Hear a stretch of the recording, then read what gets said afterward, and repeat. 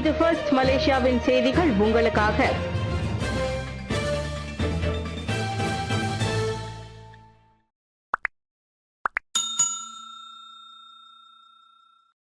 KL mono ரயில் பழுது தண்டவாளம் தாண்டி மற்றொரு ரயிலுக்கு மாறி சென்ற 373 பயணிகள் காணொலி வைரல்.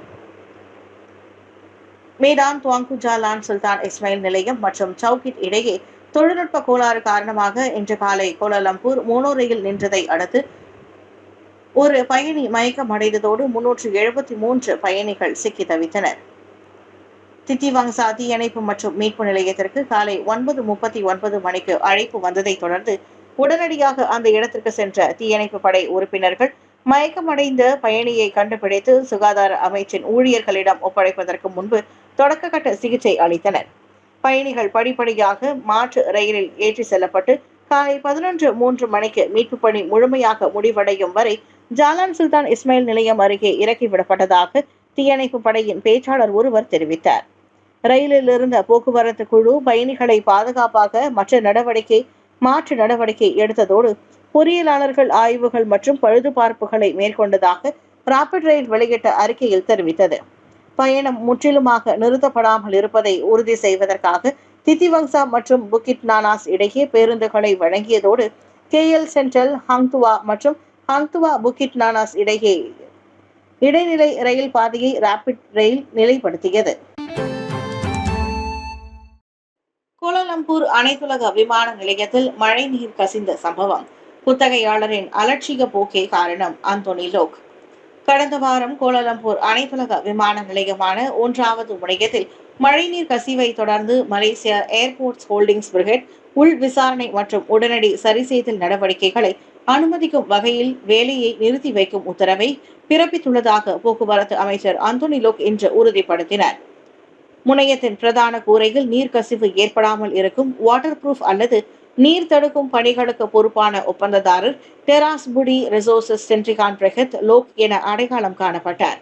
2025ஆம் ஆண்டு ஏப்ரல் 15ஆம் தேதி முதல் 2026ஆம் ஆண்டு ஏப்ரல் 14ஆம் தேதி வரைக்குமான 5.27 மில்லியன் ரிங்கெட் ஒப்பந்தத்தை இது கொண்டுள்ளதாக இன்று வெளியிட்ட அறிக்கையில் அந்தோனி லோக் விவரித்தார். நீர்க்கசிவு சம்பவத்திற்கு வழிவகுத்த அலட்சியத்திற்காக ஒப்பந்ததாரர் மீது கடுமையான நடவடிக்கை எடுக்க MAHB எனப்படும் மலேசிய ஏர்போர்ட் ஹோல்டிங்ஸ் பிரிகேட்டிற்கு உத்தரவிடப்பட்டுள்ளது. இளையோருக்கான உலகக்கிண்ண ஹாக்கி போட்டி மலேசிய அணியில் இடம் பிடித்த யூனிடென் மாணவர் யஷ்விந்த்ரா. தமிழகத்தில் நடைபெறும் ஆடவருக்கான 2025 உலக இளையோர் கிண்ண ஹாக்கி போட்டியில் பங்கேற்கிறார் யூனிடென் பல்கலைக்கழக மாணவரான யஷ்விந்த்ரா. யூனிடென் தண்டர் ஹாக்கி அணியின் முக்கிய வீரருமான யஷ்விந்த்ரா தனது சிறப்பான ஆட்டத்தை தரத்தால் மலேசிய ஜூனியர் ஹாக்கி அணியில் இடம் பிடித்து இந்த அரிய வாய்ப்பை பெற்றுள்ளார்.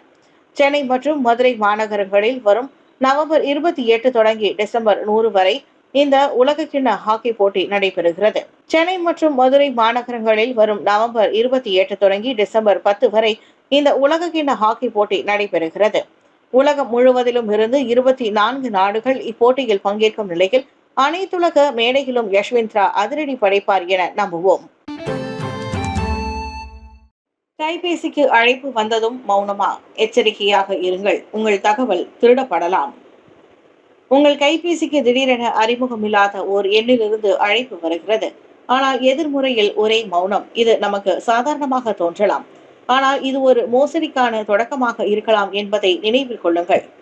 மௌன அழைப்புகள் எனப்படும் இந்த புதிய மோசடி முறையை பற்றி அதிகாரிகள் மக்களை எச்சரிக்கின்றனர்.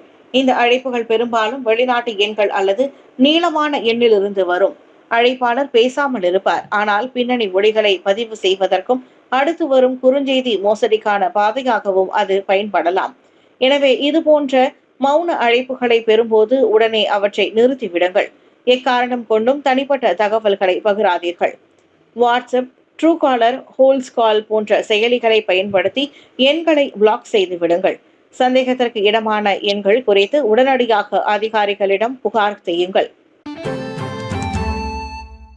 கர்நாடகாவில் கால்வாயில் சிக்கிய யானை மீட்பு. கடந்த திங்கட்கிழமை கர்நாடகாவில் 12 வயது யானை நீர் அருந்த சென்ற போது வேகமாக நீரோட்டத்தின் காரணமாக கால்வாயில் சிக்கி வெளியேற முடியாமல் தவித்துக் கொண்டிருந்தது. தகவல் அறிந்த வனத்துறை மீட்பு பணி வேலைகளை உடனடியாக துவங்கினாலும் அணையின் நீர்மட்டம் அதிகமாக இருந்ததால் அம்முயற்சி நிறுத்தப்பட்டது. பின்பு நீர்மட்டத்தை குறைத்த பின்னர் புதிய திட்டத்தை உருவாக்கி கடந்த செவ்வாய்க்கிழமை மீட்பு பணி வேலைகள் மீண்டும் தொடரப்பட்டது. பெங்களூரிலிருந்து ஹைட்ராலிக் கிரேன் கொண்டு வரப்பட்டு 100க்கும் மேற்பட்ட வனத்துறை பணியாளர்கள் மற்றும் வன மருத்துவர்கள் இணைந்து மீட்பு பணியில் ஈடுபட்டனர்.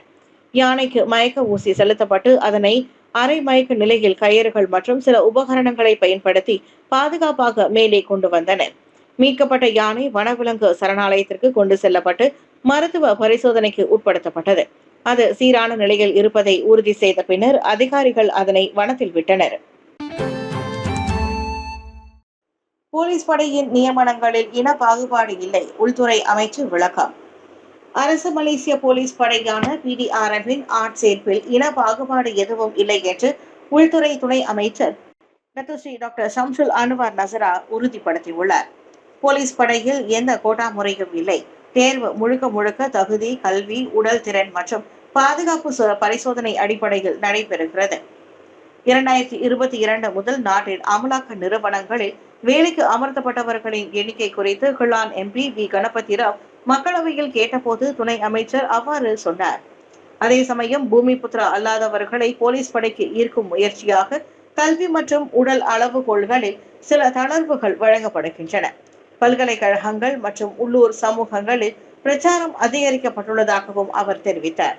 தற்போது குடிநுழைவு துறையில் 553 பேர், மலேசிய கடல்சார் பாதுகாப்பு அமைப்பில் 103, சிறைச்சாலை துறையில் 440 பூமிபுத்ரா அல்லாதவர்கள் பணியாற்றி வருவதாக அவர் குறிப்பிட்டார். பூமிபுத்ரா அல்லாதோரை போலீஸ் படைக்கு கவர்ந்தெடுக்க பல்வேறு முயற்சிகள் மேற்கொள்ளப்படுகின்றன. தேசிய பாதுகாப்பு என வரும்போது அனைத்து இனத்தவரும் அதில் பங்கெடுக்க வேண்டும் என்பதே அரசாங்கத்தின் விருப்பம் என்றார் அவர். 16 வயதுக்கு உட்பட்ட ஆஸ்திரேலியர்கள் முகநூல், இன்ஸ்டாகிராமில் இருந்து நீக்கப்படுவர். டிசம்பர் 4ஆம் தேதி முதல் 16 வயதுக்கு உட்பட்ட ஆஸ்திரேலியர்கள் முகநூல் மற்றும் இன்ஸ்டாகிராமிலிருந்து நீக்கப்படுவார்கள் என்று தொழில்நுட்ப நிறுவனமான மெட்டா நேற்று தெரிவித்துள்ளது.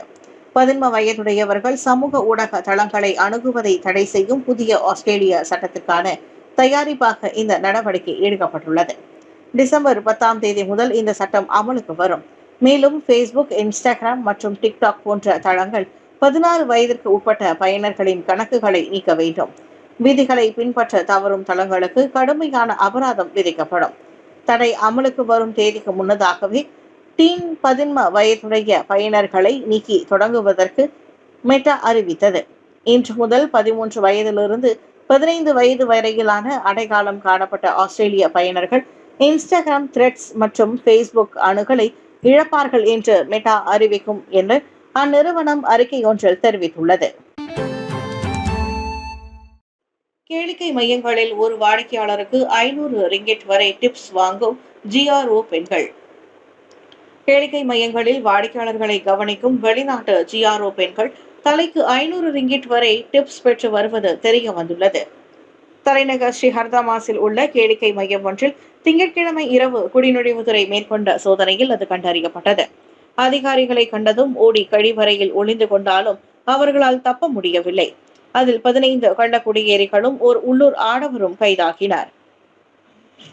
அந்த 15 பேரில் 14 பேர் இந்தோனேசியா, பிலிப்பைன்ஸ், வங்காளதேசம் ஆகிய நாடுகளை சேர்ந்த GRO பெண்கள் ஆவர். இன்னொருவர் கேளிக்கை மைய ஊழியரான வங்காளதேச ஆடவர் ஆவார். வாடிக்கையாளர்களை மகிழ்விக்கும் திறமையை பொறுத்து 200 முதல் 500 ரிங்கிட் வரை அப்பெண்கள் காசு பார்ப்பதும் விசாரணையில் தெரிய வந்தது. சமூக வருகை அட்டையை தவறாக பயன்படுத்தியது, குடிநுழைவு நிபந்தனையை மீறியது உள்ளிட்ட குற்றங்களும் பதிவாகின. இதையடுத்து விசாரணைக்காக கோலாலம்பூர் குடிநுழைவுத்துறை தடுப்பு முகாமுக்கு அவர்கள் அனுப்பப்பட்டனர். குலுவாங்கில் செரிண்டட் கிளி வகைகளை சட்டவிரோதமாக வளர்த்து வந்த நபர் கைது. ஜொஹூர் குலுவாங்கில் உள்ள கஹாங் பகுதியில் 33 வயது மதிக்கத்தக்க உள்ளூர் நபர் 3 புருங் பாயான் செரிண்டட் எனப்படும் அரிய வகை சிறிய கிளி வகைகளை சட்டவிரோதமாக வளர்த்ததால் அதிகாரிகளால் கைது செய்யப்பட்டார். நேற்று நடைபெற்ற சோதனையின் போது சந்தேக நபரின் வீட்டில் கூண்டுகளில் வைக்கப்பட்டிருந்த 3 பறவைகளுக்கு அதிகாரிகளிடம் அந்நபர் எந்த ஒரு சட்டப்பூர்வ ஆவணத்தையும் சமர்ப்பிக்கவில்லை என்பது குறிப்பிடத்தக்கது.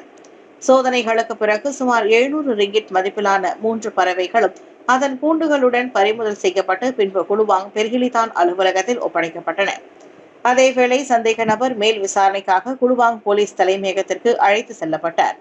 செரண்டிட் போன்ற அரிய வகை அழகு பறவைகளுக்கு அதிக தேவை உள்ளதால் அவை கருப்பு சந்தையில் உயர்ந்த விலைக்கு விற்கப்படுவதாகவும் பெர்கிலிதான் தெரிவித்தது.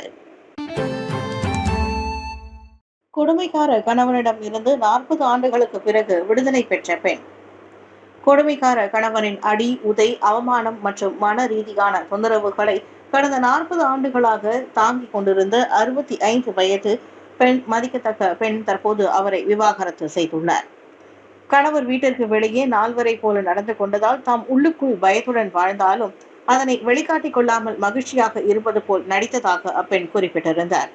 நீண்ட கால மன அழுத்தத்தால் மனநல மருத்துவரிடம் சிகிச்சை பெற்று வந்த அவர் இந்த உண்மை நிலையை குழந்தைகளுடன் பகிர்ந்து கொண்ட பின் விவாகரத்து பெற்றுள்ளார்.